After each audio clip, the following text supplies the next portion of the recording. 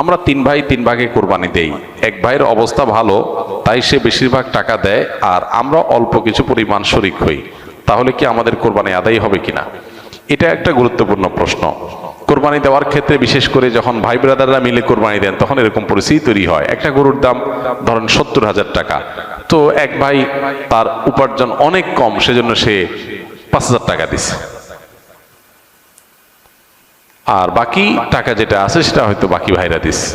কোরবানি হবে কিনা? উত্তর হলো কারোর কোরবানি হবে না। কোরবানিতে যে কোনো একটা পূর্ণ অংশ নিতে হবে। 7 ভাগের একটা পরিপূর্ণ অংশ, 7 ভাগের 1 ভাগ, 7 ভাগের 2 ভাগ, 3 ভাগ, 4 ভাগ, সর্বনিম্ন 1 ভাগ নিতে হবে। ভগ্নাংশ নেওয়া যাবে না, অর্থাৎ 1 ভাগেরও অর্ধেক নেওয়া যাবে না। 2 ভাগ মিলে 1 ভাগ নিছে হবে না, তখন সেটা গোস্ত খাওয়া হবে। পশু জবাই হয়ে গেছে সহি পদ্ধতিতে, গোস্ত খাওয়া হবে, কিন্তু কোরবানি হবে না। কোরবানি বিশুদ্ধ হইতে হলে প্রত্যেককে পূর্ণাঙ্গ একটা ভাগ নিতে হবে। হ্যাঁ, এখন এমন হতে পারে যে এক ভাইকে আল্লাহ আর্থিক সচ্ছলতা দিয়েছেন, বাকিদেরকে দেন নাই, তো কি হবে?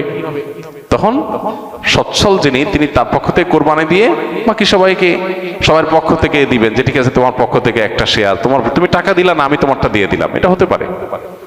অথবা আরেকটা হতে পারে যে ঠিক আছে, তুমি অল্প টাকা কামাই করছো, মাত্র 5,000 টাকা আছে, তুমি টাকা না দিলে তোমার কাছে ভালো লাগতেছে না, তুমি টাকা দিলে তোমার কাছে খুশি হবে, তো সেক্ষেত্রে 5,000 টাকা তুমি আমাকে দিয়ে দাও। এটা কোরবানির শেয়ার না। আমি কোরবানিতে এটা লাগাবো সেটা ভিন্ন বিষয়, বাট তুমি শেয়ার হিসাবে দিলে না, এটা হতে পারে। প্রবাসীরা অনেকে একটা কাজ করে, বিশেষ করে মিডিল ইস্টে যারা থাকে, অনেক প্রবাসীরা কোরবানি ঈদের দিন নিজেরা একটা ছাগল জবাই করে। তো রুমে 5 জন থাকে, এখন 5 জন মিলে একটা ছাগল জবাই করলে ওই ছাগলের টাকা তারা ভাগ করে। এই যে এক ছাগলে কয়জন শরিক হইতে পারবে, কয়জন কোরবানি দিতে পারবে? একজন। ভগ্নাংশ দেওয়া যাবে না। তাহলে একজন কোরবানি দিলে রুমের যে কোনো একজন কোরবানি দিবে, তো বাকি 4 জন তারা কি বসে বসে খাবে?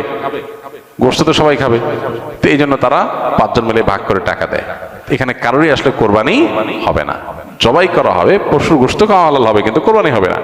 যদি কোরবানি হতে হয় তাহলে এমন করা যেতে পারে, 5 জন মিলে টাকা দিল একজনকে, দিয়া বললো ভাই আপনি মুরব্বী মানুষ, বড় মানুষ, বা আপনি যে কোনো কারণে আমাদের থেকে ভিন্নতর, তো এই টাকাটা আমরা সবাই তুলে আপনাকে দিলাম, কোরবানিটা আপনার তরফ থেকে আপনি দেন।